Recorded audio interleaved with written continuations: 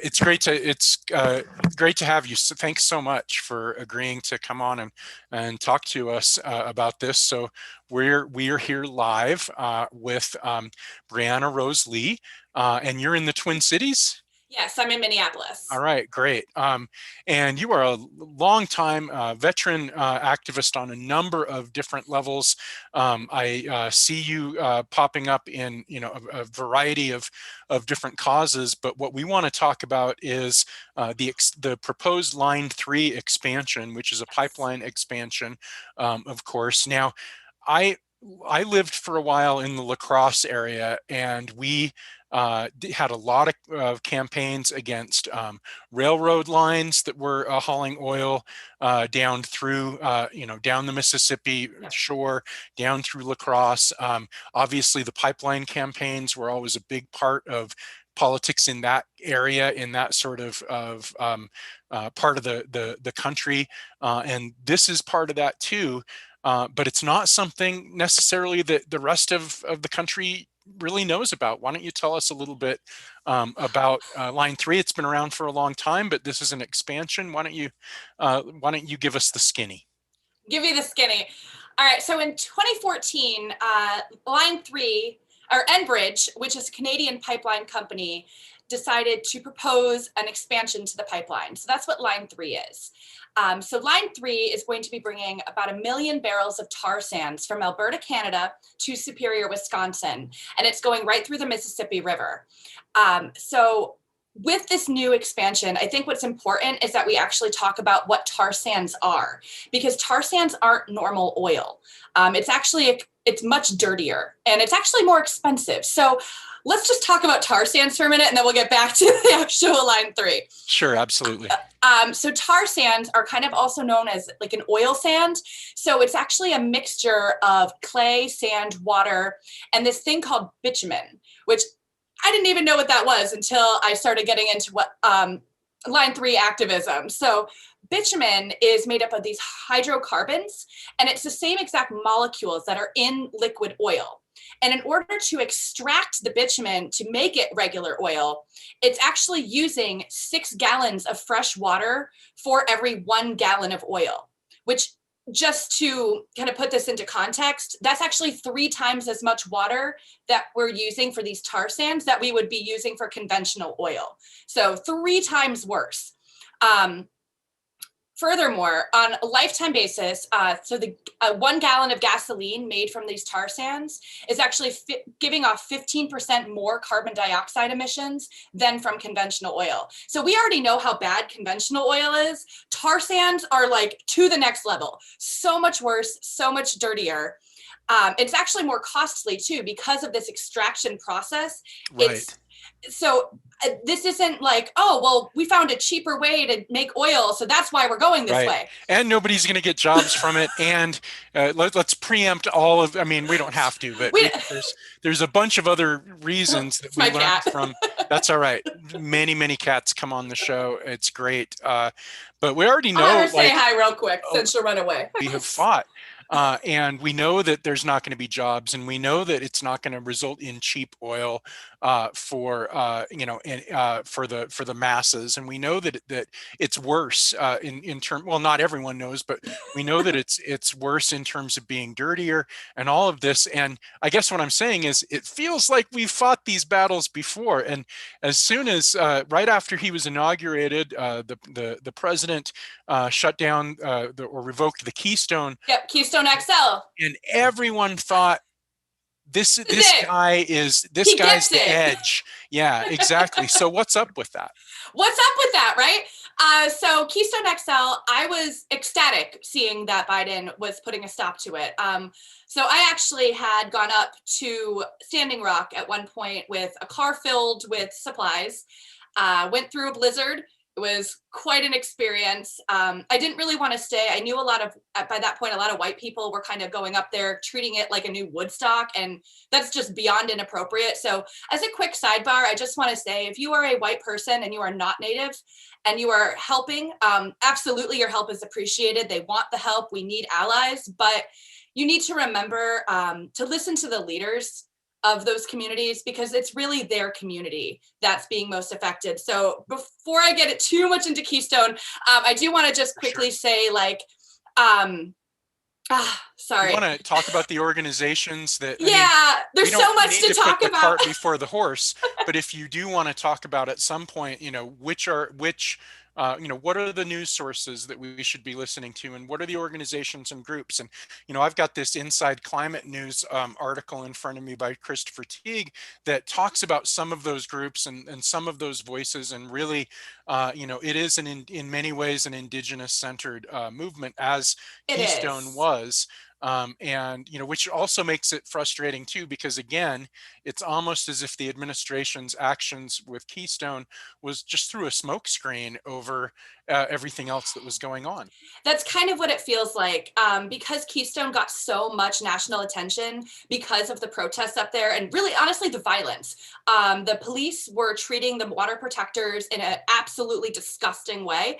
They were shooting water cannons at them. I mean, of course, this only happens to activists. It never happens to, insurrectionists going into the Capitol. But I'm going to leave that aside real quick, because that's a much bigger conversation. But real quick, so this new pipeline, or I shouldn't say new, but Line 3, this project is actually crossing through 1855 treaty territory for the Anishinaabe people. This is their land. I mean, all of America is really their land, but I mean, this is a treaty. So Right. what Minnesota is doing, and really Canada and this entire, and Enbridge overall, what we're doing is actually breaking a treaty.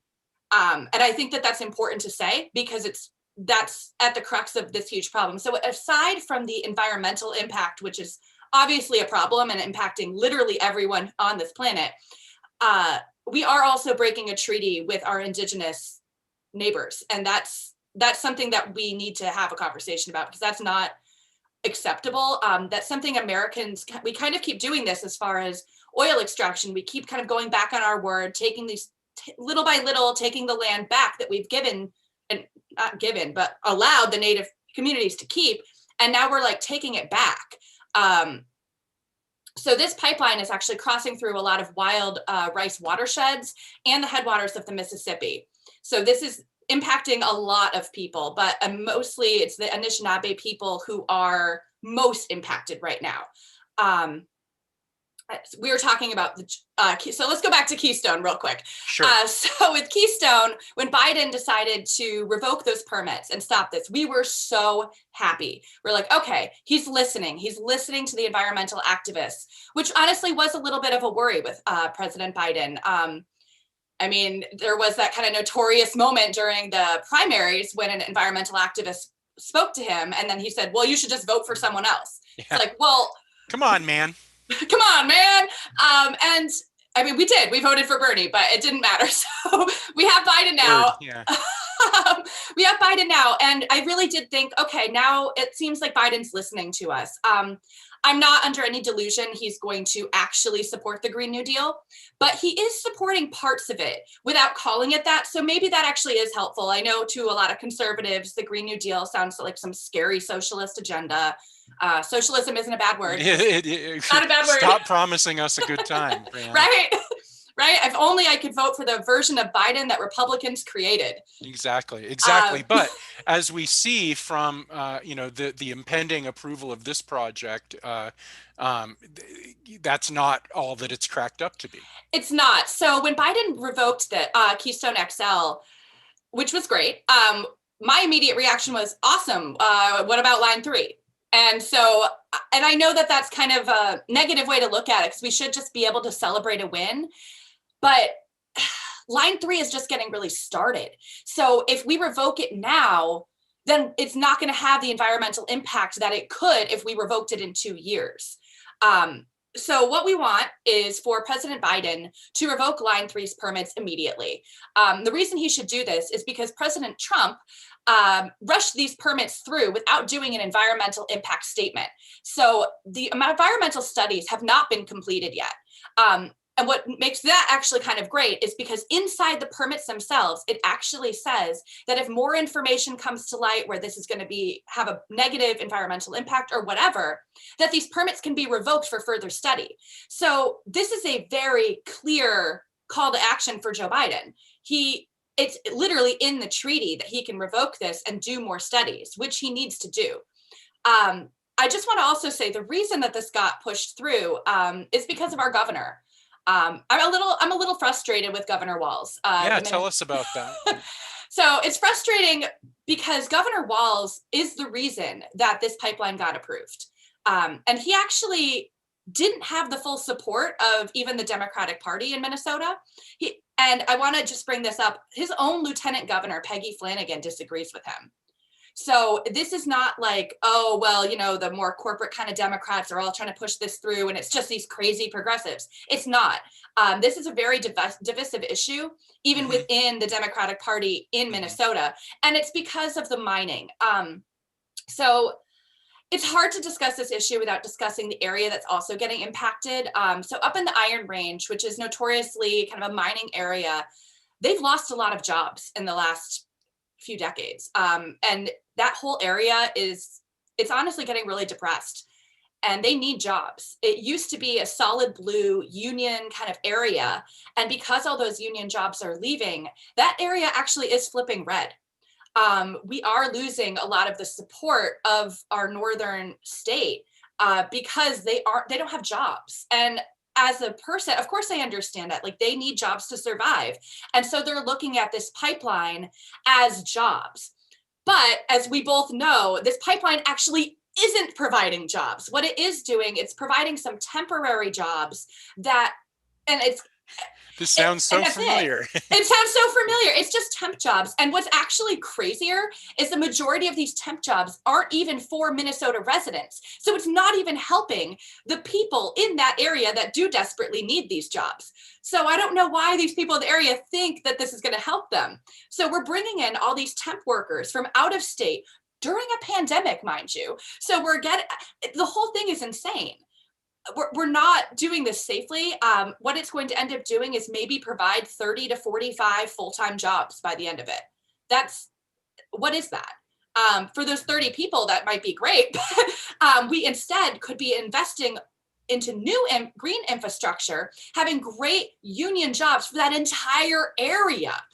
And then Democrats would be able to actually win that area back because now they've brought jobs, they've brought infrastructure, and they're all good union paying jobs.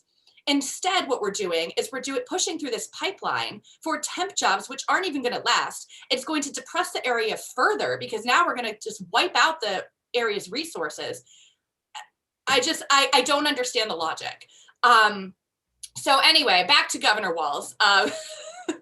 So when the Minnesota Pollution Control Agency did issue the final permit, 12 out of the 17 quit in protest when Governor Walz signed this. So that's huge. 38 state legislators have sent a letter to Biden in February asking for him to stop this project. So Governor Walz is actually on the wrong side, even for his own constituency. I guess what's frustrating me most is that we have this kind of looming presence of the crazy MyPillow guy who wants to run against him as governor. Meanwhile, Governor Walz has upset the left, which is his own base. So I don't know what his end game is here. The right isn't going to vote for him. They're furious about the way he handled COVID, which, by the way, I actually think he did a great job with. I'll give him some props on that. Our state was one of the better ones as far as how we handled it. But what he's done environmentally, so Walz actually said he was going to listen to the science. Well, he lied. He didn't listen to the science. He jumped over the permits, didn't wait for these studies to get finished, and just signed it anyway. So at this point, I don't think we can really count on him to actually help us. I think that we need to go over his head, which means we need to go directly to Biden. And because Biden has kind of proven that he is listening at least a little bit to the activists, we really need pressure on him to just stop Line 3 immediately. Oh, you're muted. This reminds me of pressure on Obama under similar circumstances on these very questions, and just sort of the kind of ambivalent zone that you're in when you're trying to pressure administrations like this. And that just, it kind of blows my mind about your Democratic governor, because it reminds me too of, people like John Hickenlooper and governors and other Democrats who favor fracking but sort of try to play both sides of Yeah. the fence. Does that make it confusing or complex in terms of strategizing around demands? Or, as you say, are you just going to bypass the whole thing and go straight to the top? Honestly, at this point, I think we have to just bypass them and go straight to the top. Sunrise Movement, along with many other local groups, I can give you a list at the end, but I personally was involved with Sunrise. We actually had a whole campaign. We had this one event called Wake Up Walls. We went to his house at 10 p.m. and we were banging instruments and we were singing, and we decided to just keep him awake because if Cool. all night. And it was a lot of fun. If you live near a governor's mansion, of course, you have to be used to protests. And Minnesota has been kind of in the national spotlight in this last year with George Floyd's murder. And now with this pipeline. So we really are in the national spotlight. And I understand and can empathize with Walz to that degree that he has a lot going on. But this is important. Without clean water, we don't have life. Like, water is life. And this needs to be the most important issue. Without a sustainable planet, I mean, as much as I want Medicare for all, if I don't have a planet to live on, it doesn't matter what my healthcare is. You know what I mean? So this has to be the number one issue until this gets solved. Climate change is it's an existential disaster. It's an existential threat. And I don't feel like Governor Walz is taking that seriously at all. And Well, and just in listening to the voices that are leading this struggle, I'm going to defer to that community, and I'm going to defer to what Indigenous people have to say. And also, it blows me away that that we're talking about the dirtiest form of oil that there is. We're talking about a minimal payoff for the shareholders, let alone the stakeholders who are really getting nothing out of it. And it almost makes me wonder whether that part of the end game is also just to score that political win, or just to take one for the fossil fuel industry, and just sort of to try to stretch things out as much as they possibly can to try to buy off those few constituents that are going to be swayed by that. And as you say, in terms of the politics in the northern part of Minnesota, it's not really that much of a gain, but maybe the symbolic value of the gain is what some of these on the fence politicos are thinking about. I think that's exactly right. They're looking at the short-term gain of how can we get these voters to flip blue again. But there is a better solution to get those voters to flip blue, and it's to actually help them. It's enough with the lip service. In line 3, when they talk about the job creation, it is lip service. These are not full-time jobs that they're bringing to the community. And furthermore, just as a real quick sidebar, some of that money that was ended up being used for this pipeline was actually taken from other funds that could have created jobs in the film industry. And the reason I even know about this is I work in the film industry. Right, And right. so I'm like, okay, well, I understand that film isn't like, a 9-to-5 kind of job, but it is a job.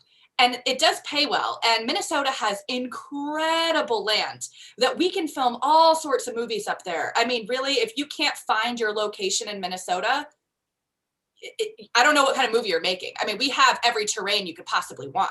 So it's frustrating to me as well, because this money that could have been used for jobs like that was now put into this pipeline, which isn't going to even end up giving jobs to Minnesotans in the long run.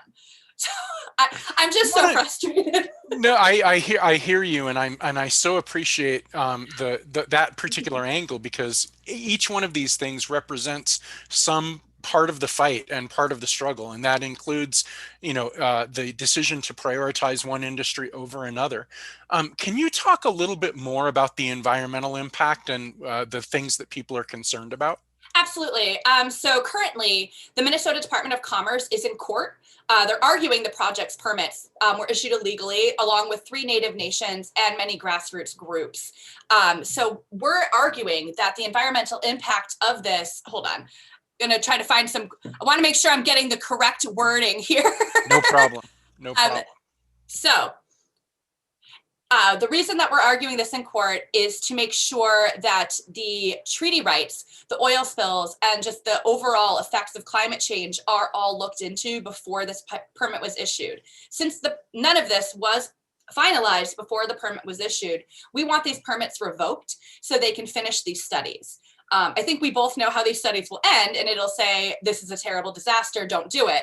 But maybe I'm wrong. Maybe something crazy will happen in these, but at least finish the study.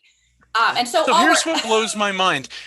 So, when I told you about when I was living in, I call it Wisconsin because I was on the Minnesota side of the Mississippi River, but La Crosse was the major metropolitan area. And when we were fighting Burlington Northern Santa Fe Railroad and the transport of crude oil via rail along that route, which was going through all kinds of ecosystems, all kinds of sensitive places. And this was during the Scott Walker administration. And so, of course, there was no environmental impact statement. Of course, all of these things were rescinded and all kind of regulatory oversight was gutted. But it's a big deal whether you decide to have an environmental impact statement or not. And so what would not surprise people under a Walker administration should surprise people and should disturb people if those if those environmental impact statements are not made, in more environmentally friendly administrations or exactly. Purported. I mean, you would think the Democrats would be on the side of at least finishing this environmental impact study. What we do know about Line 3 is the climate impact of it. It has the impact of 38 million vehicles. So it's basically larger of an impact than Minnesota's entire economy, this one pipeline. It's the same impact as 50 coal plants. I cannot stress enough how dirty tar sands are. We are extracting the dirtiest, most expensive type of oil, which in my opinion means that we're actually getting towards the end of the oil. If we have to now go through all of this work in order to extract that 1 gallon of oil, we need 6 gallons of water to extract 1 gallon of oil. What are we doing? We're clearly at the end of the road here. Seeds and stems. We're at the seeds and stems. The proverbial bowl is cashed, and there's nothing left except this really dirty stuff. I'm just trying to, right? exactly. Except the resin. I'm trying to translate this for some of our constituents out there. That's perfect way to describe it. We're at the end of our proverbial bowl. It is nothing but resin. And the Canadian government is so dead set too on, or at least the liberal and conservative parts of that government are so dead set too on, promoting these tar sands, pushing those deals and hurting Indigenous people in the process. I don't really get it. The entire political scene on this question is almost like you're in through the looking glass, right? Because all of the people that maybe liberals will just tend to think, well, of course Trudeau is going to be, pro-environment and pro-Indigenous people, and of course never has been. And then, you see the same thing happening with the politics of the states, where these pipelines and train routes and other conduits of oil go through. Oil has this ability to really fuck up people's politics. It really does. It really does. And that's why it's so important. I hate when people were like, oh, vote blue no matter who. And I get it in this case, like Trump was obviously wanted to be a dictator. We needed to get rid of him. But the who matters. The who really does matter. Not all Democrats are the same. There is a wide spectrum. Democrats love to say, well, we're an open tent. Well, what does that mean exactly? That means you have people like John McCain and Mitt Romney allowed in the tent, as well as someone like Alexandria Ocasio-Cortez and Ilhan Omar. you cannot say that those four people belong in the same party. I Has mean, Representative Omar sounded off on this issue? she is definitely against it. It's not her number one thing that she's working on. Our city has a lot of other issues, and because Line 3 doesn't go through our congressional district, and she is the representative for District 5, so she's more concentrated on her issues locally, but she is against this. It's clear to see what her Yeah. position is. Absolutely, yeah. Okay. So she's one of the 38 legislators that I can't actually, don't quote me on that. I'm assuming she's one of the 38 that signed it. Maybe she didn't, but I would assume. I would be shocked if she I'll did. fact check that Fact check before me. we do the before we convert the recording to the podcast. I would assume. Yeah, and talk about a little bit about the movement and the organizations and the strategies and kind of the street level stuff that that's going on right now, and what some of those takeaways are in terms of fighting this battle. Absolutely. So there are actually quite a few groups that are working against this. The most notable one I would probably say is going to be MN350. They've been doing a lot of boots on the ground work up there, and also working with the indigenous community. So that's actually the group I would push people most towards. But Sierra Club has also done a lot of work. Sunrise Movement's doing some work. But really, MN350 has taken this on. Actually, I can currently say there is, so there have been arrests made up there at Line 3. Some of the water protectors are being arrested. This is like getting no national attention. And I think it's just really interesting because Keystone XL got tons of national press. And now this one's been crickets. And there are people getting arrested up there. It is bad. The police are treating the protesters terribly. And currently there's actually a water protector that is in jail, and there are protesters in the courtroom right now as we speak, starting, I think it was at 10 this morning, to try to get this protester out. So this is an ongoing issue. And MN350 has really been at the forefront to keep us going. I'm on their action list, so I'm getting their text messages, and unfortunately I have not been able to go up there yet. I want to see what's going on, but it is like a 4-hour drive for me. So Minnesota's a big state. Well, and you're doing, and it sounds I'm like doing what I can in the cities. There's organizing going on in the cities, and that sounds really important. What are some of the I mean, who are some of the other groups involved, or is this a coalition? It is a coalition. I know Sunrise Movement has been doing a lot as well, and Sierra Club. But I think we have a couple other groups too. Those are really the three main ones that I'm kind of thinking of immediately. Hold on. I looked this up earlier because I wanted to make sure I had a few more answers for you. So there's also a Movement to Stop Line 3 link tree. We have actually a few links that I'd be able to share with you at the end of this that we could probably add on, but Twin Cities DSA as well. Okay. Yeah, I was going to ask about DSA. It certainly seems like there's a heavy presence there in that area. We do. The Twin Cities DSA has been doing a lot of anti-fascist work lately. I don't know how much they've been doing in Line 3, but I do know there is one of our work groups is working on Line 3.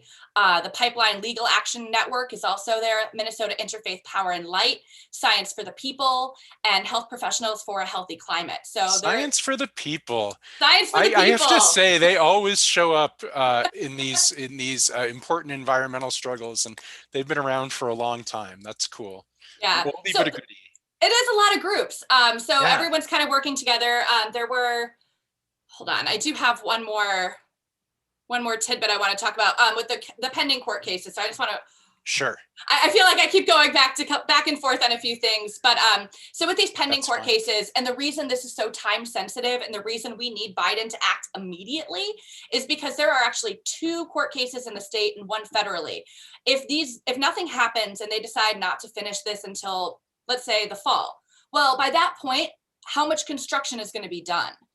And then they can just say, oh, well, it's already built. What are we going to do? It's a moot point. And that's why we need action now. But anyway, we'll go back to the groups that you can. Sure. Yeah. Or actually wherever you want to take it from this point on, because I just think the more we know, the better. Yeah, I mean, that's exactly it. The more we know, the better. So aside, yeah, from the obvious danger to the environment, because I feel like that's a pretty clear-cut danger, and the obvious problem of not honoring the treaties, we're also putting all these workers at risk of COVID.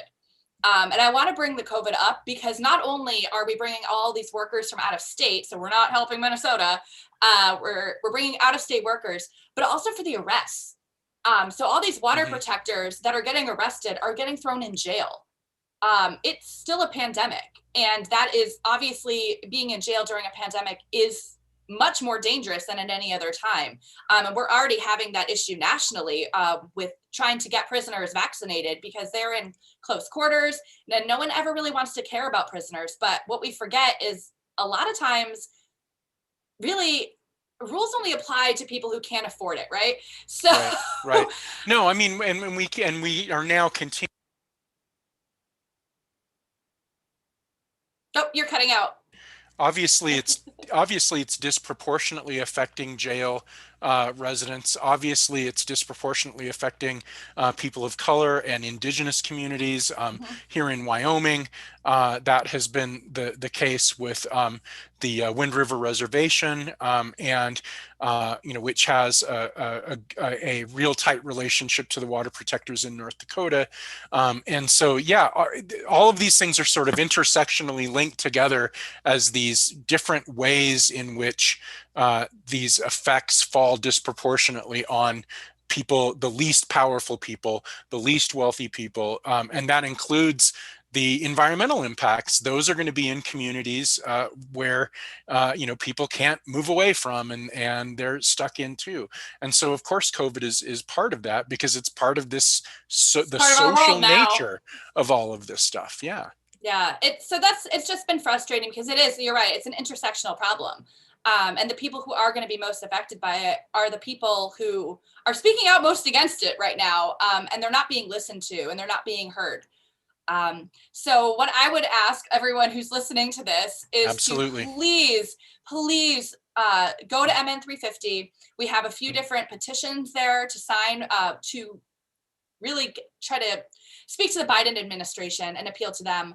At this point, we've kind of just, at least from what I've gathered, we're kind of giving up on Governor Walz. He has kind of proven that he's not going to listen and he's going to push through this anyway. Even if his own lieutenant governor disagrees, even if 12 out of 17 of the people who worked on this quit because in protest, he is pushing it. He pushed it through. And I don't know what that means as far as moving forward with him getting reelected. I don't know if he's running again. I hope he doesn't. I really hope Peggy Flanagan kind of takes up that mantle and she becomes the new Democratic candidate. I would love that, but that's not really up to me. So I would say the best course of action is to go over his head and go straight to the Biden administration. If Biden listened about Keystone XL, he should be listening about Line 3. And he really just needs to stop all new fracking. I know he wouldn't commit to not fracking in the debates, which was infuriating, but at least he was committing to not starting new projects. And Line 3, I understand, is technically in that gray area of, oh, well, it was kind of going on during the Trump administration, so I guess I can't stop it because the fracking already began. No, Biden, the fracking did not start yet. We can still stop this. You can end this. You have the power. Mm-hmm. And with great power. But you talk about this, the last thing you said was this sort of, no, it's not inevitable.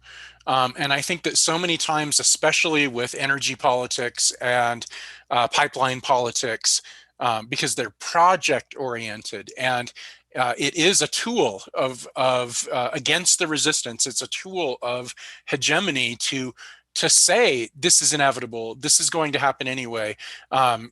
Go campaign for something else or campaign against something else because we know this is going to happen. And I just remember how many times that language was used in terms of Keystone. And in terms of those politics, especially out here, where I live in the Rockies and in the West, the idea is, well, it's just going to happen. There's nothing you can do about it. And it sounds like there is an almost unprecedented mobilization of so many groups involved in this effort. And you have a toehold with a significant number of elected Democrats so that if you do appeal to Biden and go directly there, there's also going to be some voices in the state legislature, and including the lieutenant governor in Minnesota, who will sort of signal boost that message to Biden as well. Which is great. I'm very grateful for that we have so many Democrats that are willing to say that this is the wrong plan. So what I think really the issue is, and why we're having trouble getting the rest of the Democrats on board, and even some Republicans, is because of the issue of the area and how depressed the Iron Range is, and that they do need jobs, because that is something that we have to remember. There are people up there that are going to be impacted as well. And so what I think works best is to always propose a solution. So yes, we need to stop line 3, but we need to propose a solution in its place. So to say, we're going to stop line 3, and instead we're going to actually, in the same exact area, do, well, maybe not the exact same, because we really don't want to infringe on the treaty, but in that same kind of general area, to start some green energy and begin that process of changing our energy system over. Then I think people would be more inclined to support this and support stopping line 3. But when we're just saying we're going to take this away and not give a solution, I think that's where a lot of the backlash is coming. So I understand why Biden might be afraid to fully commit to the Green New Deal. And as much as that kills me inside, I'm going to put that aside. What he needs to do, though, is when he says, I'm going to stop line 3, and this is what I'm going to do instead. So it's not just one, it needs to be both. Otherwise, it isn't going to be met by a lot of the people, especially in that area, with open arms. It just won't. It feeds into the narrative and these carefully doctored soundbite clips that say we're going to destroy all the coal jobs. Exactly. It's like, we don't want to do that. But that's not, obviously that's not the whole picture. Nor is any smart person making that the center of their demands over Fox this. News. But that is that is the soundbite, and for some communities and some families, it does cut to the core of what they perceive as their livelihood and their existence. Many parallels to Wyoming, where our state is literally collapsing under the the hollowed out kind of dome of the fossil fuel industry, because again, for so long the message was there's no alternative to any of these things. And you really can't ignore that. And I think that's what's attractive to me about the Green New Deal. It's what's attractive to me about DSA's agenda on this. And really anyone, I would say almost anyone to the left of these sort of pro-fracking Democrats, all of those voices are saying, no, we're not just going to take this away. We really do have alternatives. And it sounds like what you're saying is that talking about those alternatives has to be part of that messaging. It has to be. And I think we both can agree Democrats are not the best at messaging, because, we want to talk about facts and figures and show you all the data. And that's just not sexy. No one cares. No one wants to listen to me spout off numbers. I'm sure people even were tuning me out when I was giving you a few numbers. That's not what people want to hear. Well, good. I hope not. The numbers are important. But what's most important is that we're helping people. And so at the end of the Democrats' message, they can't just sit there and say, well, this is bad because it's using 6 times more and blah, blah, blah. What they need to do is propose a solution and say, look, this isn't going to work anymore, but here's our alternative. And this is why the alternative is better for you. And this is actually going to help your community more.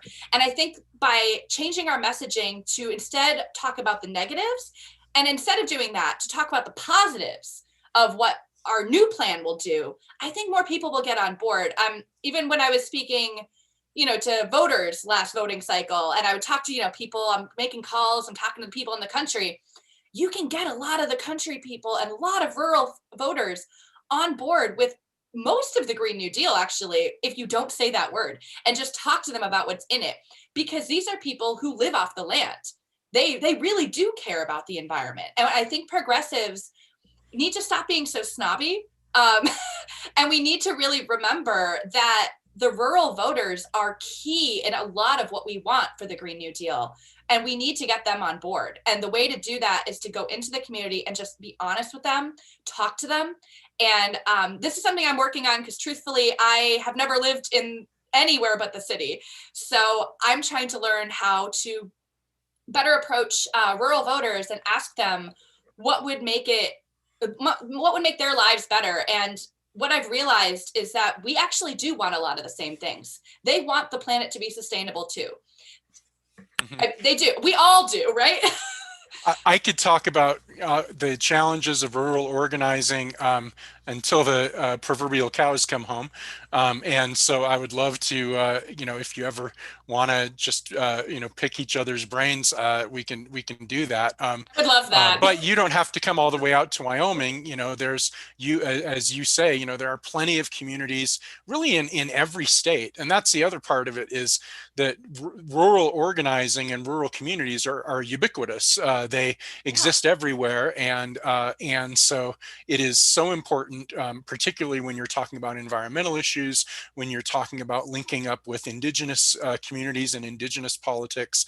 It's good that you are looking outside of the boundaries of the cities, although having been to your neck of the woods many times, there's plenty to do, in town too. There is. And so I get that, but thank you for linking those together, and thank you for coming on, and for talking about all of these things.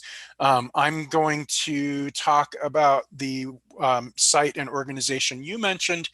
We've linked that, as well as a bunch of articles. It's mn350.org. Is one of the organizations at the center of the Line 3 struggle. You've mentioned many others, and is there anything else that you want to add before we say goodbye? Honestly, just whatever you can do. I know it sounds silly, but the signal boosting really does help. Twitter is so important. So just stop Line 3.